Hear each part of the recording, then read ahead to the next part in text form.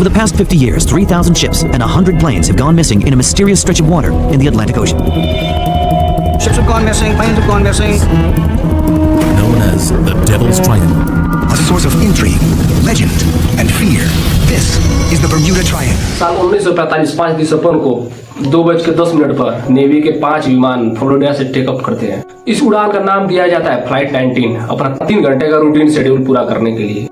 कोई स्पेशल उड़ान नहीं थी, ये अपना डेली का रेगुलर ट्रेनिंग मिशन कंडक्ट करने के लिए उड़ान भरते हैं। फ्लाइट में 14 क्रू मेंबर हैं और जिन्हें लीड किया जा रहा है एक फ्लाइट मेंबर द्वारा, जो देखने में शातिर दिमाग, तेज दिमाग और एक वार को कंडक्ट भी कर चुके हैं। ये 5 विमान उड़ान भरकर ईस्ट डायरेक्शन की तरफ यात्रा करते हैं, यानी फ्लाई करते हैं फ्लोरिडा के। सब कुछ नॉर्मल चल रहा था, मौसम काफी साफ था, मौसम सुहाना था। लेकिन उड़ान भरने के 2 घंटे बाद इनके एक लीडर रिपोर्ट करते हैं कि इनके कंपास में अचानक से प्रॉब्लम आ रहा है और उनका कंपास काम करना बंद कर देता है। सबसे प्रॉब्लम देने वाली बात ये है कि इनको पता भी नहीं है, इनका स्टेटस भी नहीं मालूम है कि ये अभी कहाँ उड़ान भर रहे हैं, कहाँ फ्लाई कर रहे हैं। ये बाकी के मेंबर से पूछते हैं, लेकिन अफसोस वाली बात ये है कि इनके भी कंपास काम करना बंद कर देते। इनके लीडर, जिनका नाम था चार्ल्स टेलर, कंपास खराब होने के बाद काफी मैसेज रेडियो पर सुनने को मिलते हैं। टेलर कहते हैं, Both my compasses are out and I'm trying to find Fort Lauderdale, Florida.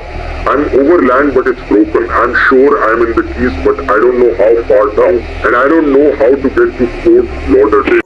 मौसम अब अपनी कहर दिखाने लगता है, अपना दबदबा बनाने लगता है।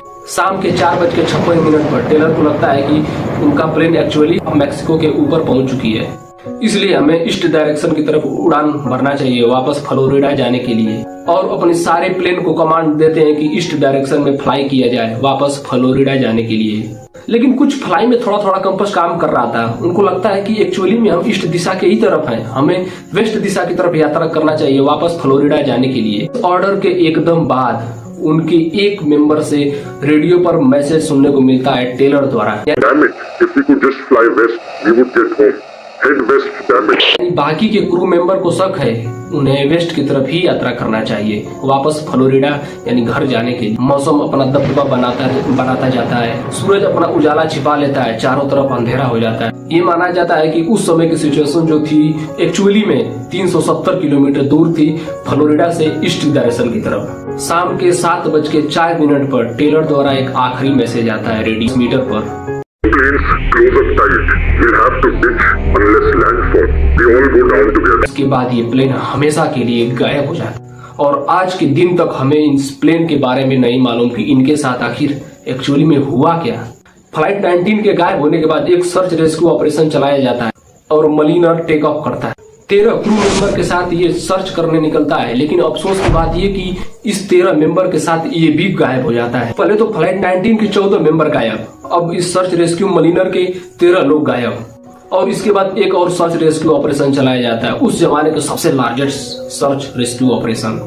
इस दोनों गायब फ्लाइट को ढूंढने के लिए कि आखिर ये दोनों गई तो गई कहाँ।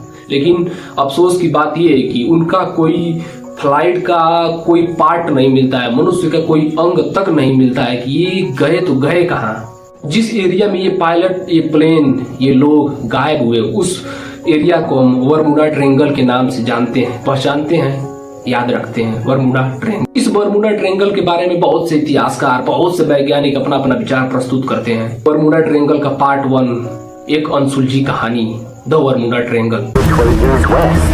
Over the past 50 years, 3,000 ships and 100 planes have gone missing in a mysterious stretch of water in the Atlantic Ocean. Ships have gone missing, planes have gone missing. Known as the Devil's Triangle. A source of intrigue, legend, and fear. This is the Bermuda Triangle.